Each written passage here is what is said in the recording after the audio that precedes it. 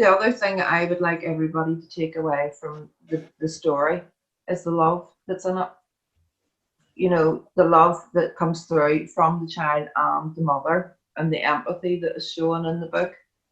And that for everybody, there's a wee passage that I wrote in the book, and it was a wee message to everybody who's dealing with dementia. And it just simply says, to those traveling the dementia path, may you find happiness in the darkness. And that's what's meant by that. Just remember that the love is always there. Evie woke up from her lovely sleep and wondered to herself why she could not smell the delicious aroma of lovely, hot, sizzling bacon wafting up the stairs to her, and more importantly, why were her bedclothes so heavy? Evie could not understand why her cosy bed had suddenly become so uncomfortable. Evie tried to move her little legs, but she had to struggle really hard to move them even a tiny bit. And when she did, she heard loud clunking noises. Evie was terrified. She could not understand why her cosy blue fluffy blanket could suddenly be so heavy. She felt frightened and wondered if some sort of huge, ugly monster had eaten all of her lovely sizzling bacon to make him so heavy, and then creeped in and was now sitting on her bed, watching her, maybe waiting to eat her too. Evie was so glad that she had her lovely fluffy blanket pulled right up to her little button nose, and the monster would not be able to see her. As Evie had these thoughts, she lay very still. Her heart was beating so fast she could hear it in her ears. Evie was too scared to move or to look, just in case the monster was real and snarled with his huge teeth at her.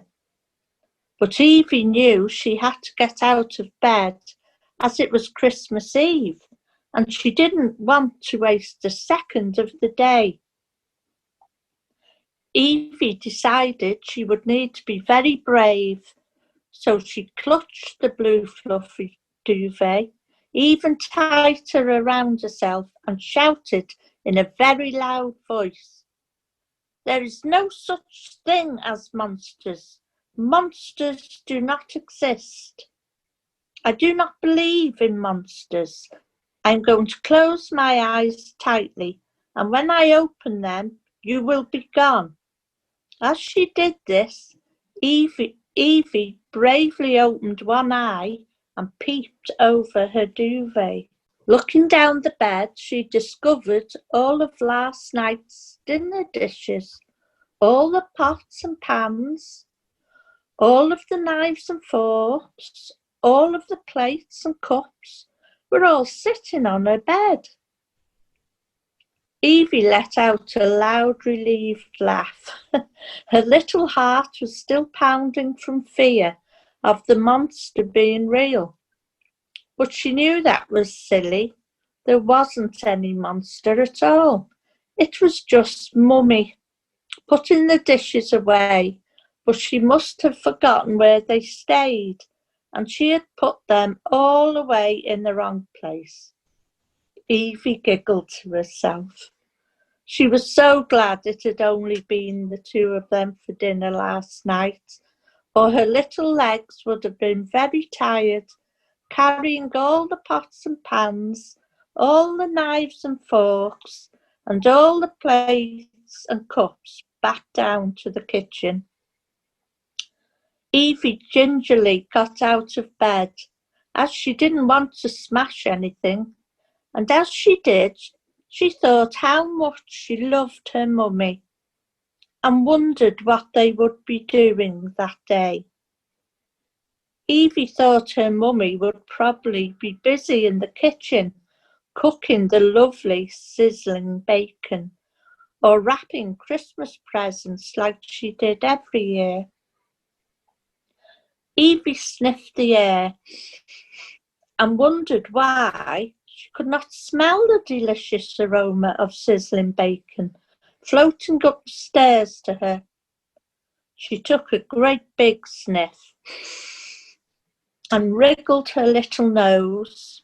No, she definitely could not smell sizzling bacon. Evie suddenly thought of the monster again and wondered if it had eaten all the bacon. But then she gave another little giggle and told herself not to be so silly. Of course there was no monster, and of course the monster had not eaten her lovely sizzling bacon. But then Evie wondered why, if the monster had not eaten the lovely sizzling bacon, she could not smell it, and she felt a little bit sad. Evie had always loved waking up to the smell of sizzling bacon wafting up the stairs. Evie's mummy had always spoiled her on Sundays and school holidays with a lovely cooked breakfast. The smell had always made her want to bound out of bed and rush down the stairs, and so with a disappointed look on her little face and a rumbling tummy, Evie decided that she would go and see what Mummy was doing.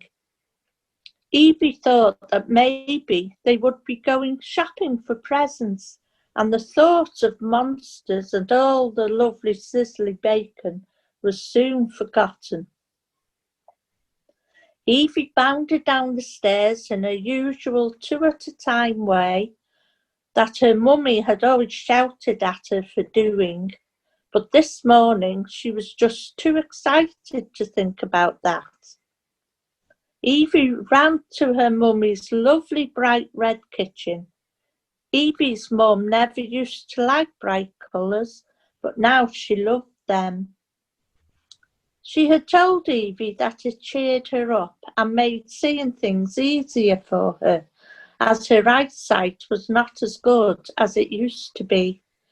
Evie found her mummy searching all the cupboards, shaking her head and tutting to herself.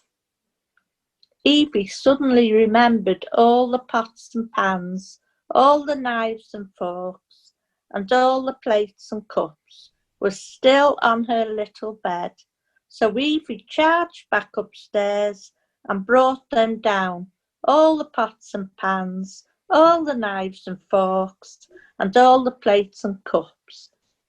Evie's mummy looked at Evie and asked where on earth she had found them. So Evie explained that she had woken up and felt something heavy on her bed and thought it was a big scary monster who had eaten all the lovely sizzling bacon, until she peeped over the top of a duvet and realised it was just dishes.